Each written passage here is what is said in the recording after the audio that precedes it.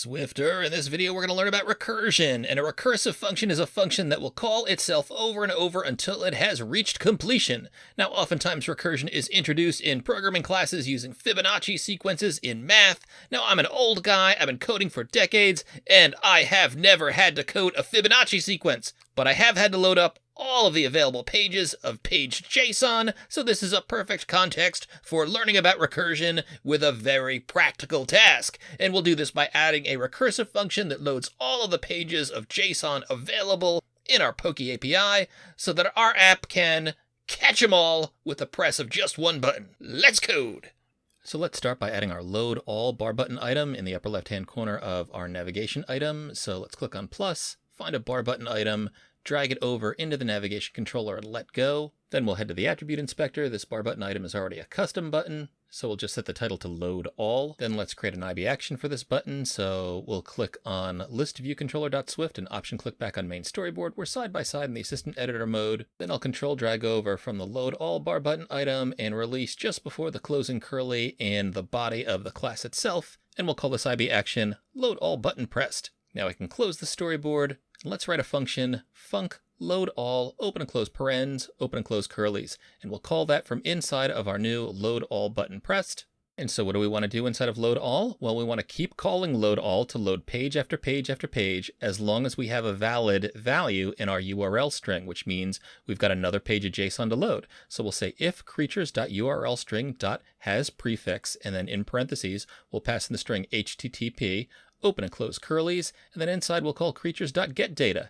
Inside those curlies, we'll say self.tableview.reloadData, and if we get this far, we'll go ahead and we'll call again self.loadAll. Now you see down here, we keep calling self.loadData. We're calling the same function that this is part of, and each time we make that call, we download a JSON page. The value of our next key on that JSON page is updated inside of the URL string, and we use that value to get the next JSON page the next time we call load data, and this continues until we run into a URL string that doesn't have the prefix HTTP. When does that happen? On the very last page of JSON, because on that page, as we showed in the previous video, next equals null, which in Swift equals nil, which we set up using our nil coalescing to pass an empty string into URL string. So when that happens, the next time we hit this if statement, we stop. We don't make any more calls to load data, and let's put in a print flag so that we can see exactly where we stop. So we'll add after the if clause, else, open and close curlies, and inside we'll say print, all done, all loaded, total Pokemon equals, string interp, creatures.creatureArray.count. So that's recursion, a function that keeps calling itself until it's done performing its task. Now, of course, we did leave out something important. We can't do a table view reload data unless it's on the main queue. So inside of our get data call, we've got to say, just like we did previously, dispatch queue.main.async. That'll give us open and close curlies. Then we'll just highlight this self.tableview.reload data line, cut it out, and paste it between the curlies. Now I'm also going to include a bonus line of code that's going to update our navigation item title that's right in the navigation bar to be able to tell us how many Pokemon we've downloaded. So I'll just say self.navigationItem.title equals, and then in quotes we'll say string interp of string interp Pokemon. And the second string interp will say self.creatures.count. Remember, that's the count key from our JSON. It's not the count property to give you the count of the array. But in that first string interp, we'll say self.creatures.creatureArray.count, and that is the count property of the array. And since we set this line up to add the navigation title, why don't we highlight it and copy it, and I'll put that also inside of our other calls to creatures.getData. So down here in self for row@, I'll paste it in there.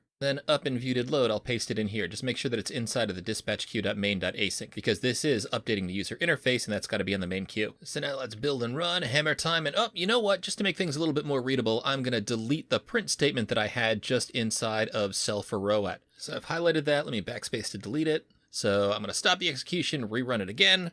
And hey, look at that, 20 of 264 Pokemon are showing. That's exactly what we expect when the app first runs. Swipe up, we load another page of data, we see 40 of 964 Pokemon, and whoops, the swipe was so strong, we have 60 now of 964 Pokemon. Now, moment of truth, watch what happens when we press the load all button.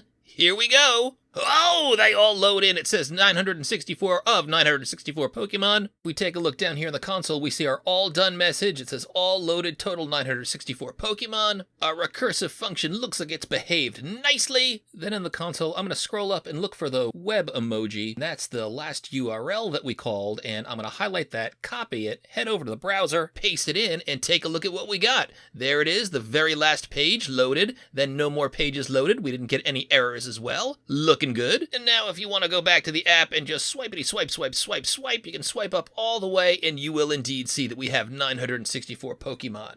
Nice work, Swifter! In the next video, we'll learn how to code the little swirly activity indicator so that we can let the user know when we're actively downloading data.